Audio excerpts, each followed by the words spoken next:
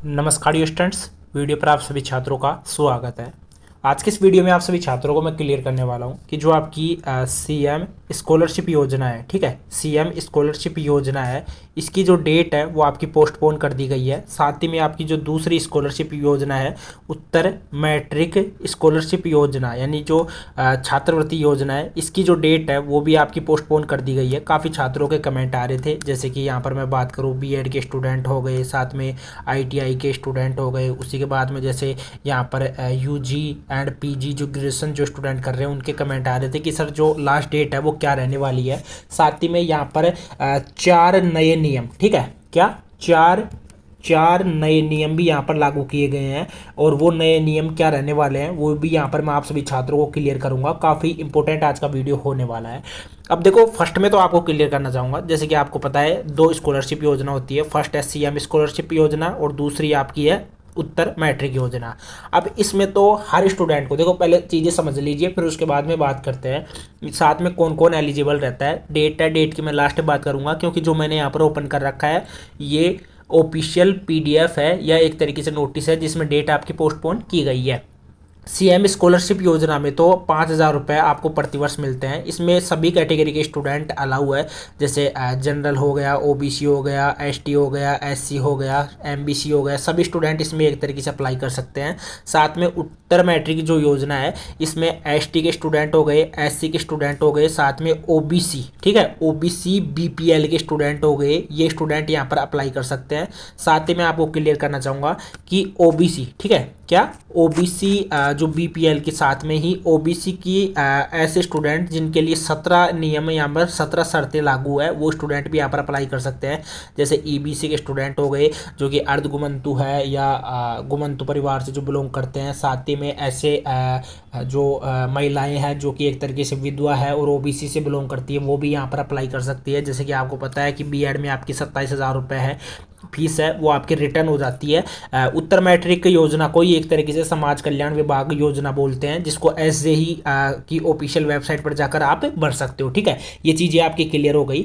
अब उसके बाद में चार जो नए नियम है, उससे पहले आप ये नोटिस देख सकते हो। ये नोटिस आपके लिए पहले ही जारी हो गया था, जो कि मैंने ऑलरेडी आपके लिए टेलीग्राम पर डाल दिया था। टेलीग्राम का लिंक मैंने आप सभी छात्रों के लिए डिस्क्रिप्शन बॉक्स में दे रखा है, तो जाकर देख लेना। साथ ही में देखो यहाँ पर जैसे बीएड के मतलब कि जो बीएसटीसी के स्टूडेंट हो गए, साथ में आईटीआई के स्टूडेंट हो गए, ये स्टूडेंट ध्यान रखना क्या क्या डॉक्यूमेंट्स आपके लगेंगे वो भी यहाँ पर मैं क्लियर करूँगा। काफ़ी छात्रों का डाउट रहता है कि सर जो स्कॉलरशिप हम लेंगे, लास्ट वाली स्कॉलरशिप भी क्यों नहीं मिली है, उसका भी मैं कारण बताऊंगा, और ये चार नए नियम जारी करने का भी मैं कारण बताऊंगा। फर्स्ट में यहाँ पर क्लियरली आप देख सकते हो जो आपकी डेट है उसको पहले से बढ़ाकर अब 31 दिसंबर यहाँ पर कर दिया गया है। कब तक कर दिया गया है? 31 दिसंबर तक आपकी लास्ट डेट कर दिया गया है। आज जैसे कि आपकी 9 तारीख हो चुकी है, 9 नवंबर आपका हो चुका है, तो 31 दिसंबर तक आपकी लास्ट डेट है। तब तक आप आराम से अप्लाई कर सकते हो। ये जो आप नोटिस देख रहे हो ये उत्तर मैट्रिक छात्रवृत्ति योजना के लिए है, समाज कल्याण विभाग के जो स्टूडेंट है उन सभी के लिए है, ठीक है। अब जो ये नेक्स्ट नोटिस है ये आप देख सकते हो, मुख्यमंत्री उच्च शिक्षा छात्रवृत्ति योजना, इसकी भी डेट आपकी बढ़ाकर 31, ठीक है, 31 आपकी दिसंबर कर दी गई है। इसकी भी जो डेट है बढ़ाकर 31 दिसंबर कर दी गई है। साथ ही में बालिका दूरस्थ शिक्षा योजना का भी आप फॉर्म भरना चाहते हो तो वो फॉर्म आप भर सकते हो, ठीक है। अब ये चीज़ें क्लियर हो गई। अब उसके बाद में आपको क्लियर करता हूँ कि चार नए नियम कौन से लागू किए गए हैं। अब देखो, फर्स्ट नियम को लेकर मैं रूल को लेकर क्लियर कर देता हूँ। फर्स्ट रूल आपका रहेगा बायोमेट्रिक। आपको इसके बारे में पता भी होगा, जो बीएड के स्टूडेंट है उन सभी का कॉलेज में बायोमेट्रिक लगेगा, क्योंकि देखो उनकी उपस्थिति है, क्योंकि महीने में कॉलेज में जाना नेसेसरी होगा, उनकी उपस्थिति रहेगी। उपस्थिति के हिसाब से ही उनका एक स्लिप तैयार होगा, स्लिप के हिसाब से उनको एक तरीके से स्कॉलरशिप दी जाएगी। दूसरी चीज़ ये है कि आपका आय प्रमाण पत्र है वो अब 4 पेज वाला बनेगा, ठीक है, ठीक है। आय प्रमाण पत्र में आपको पता है कि जो आपकी वार्षिक आय है वो 2.5 लाख से ज़्यादा नहीं होनी चाहिए। साथ ही में जैसे कि मतलब कि आय प्रमाण पत्र बनाते हो और वहाँ पर जो गजेटेड ऑफिसर है, या जैसे कि आप और भी बोल सकते हो जो प्रोफेसर है, उनके पहले तो आपके साइन लगते थे और किस पोस्ट पे था वो लगता था, लेकिन अब उनके आधार कार्ड वगैरह है, उनकी डिटेल है, वो भी आपकी लगने वाली है। अब ये सब क्यों लागू किया गया है वो भी मैं क्लियर करूंगा। जो थर्ड नियम है वो आपका रहने वाला है केवाईसी का, ठीक है।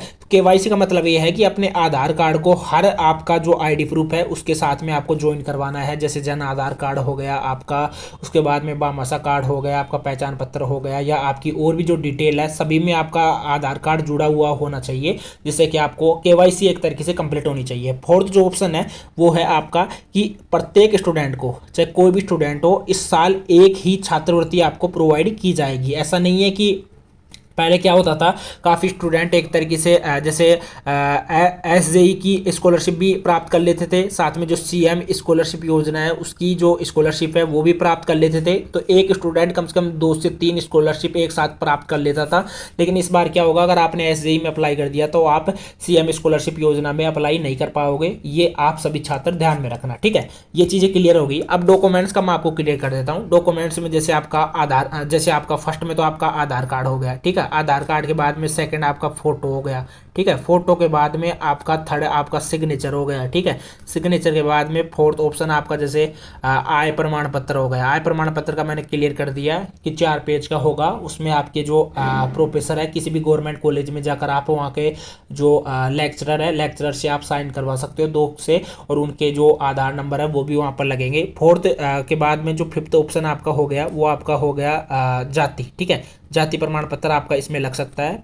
फिफ्थ के बाद में सिक्स्थ ऑप्शन आपका हो गया आपकी 10th एंड 12th की आपकी मार्कशीट आपकी लग सकती है। सेवन्थ ऑप्शन हो गया आपका जैसे सेवन्थ ऑप्शन आपका क्या होगा, सेवन्थ ऑप्शन में जितने भी स्टूडेंट है वो बिल्कुल गौर से सुनना। जैसे आपका आधार कार्ड हो गया, फोटो हो गया, सिग्नेचर हो गया, और जाति प्रमाण पत्र हो गया, 10th 12th की मार्कशीट हो गई। सेवन्थ ऑप्शन में आपको रिसिप्ट लगेगी, जो आपकी फीस की रिसिप्ट है वो आपकी लगने वाली है।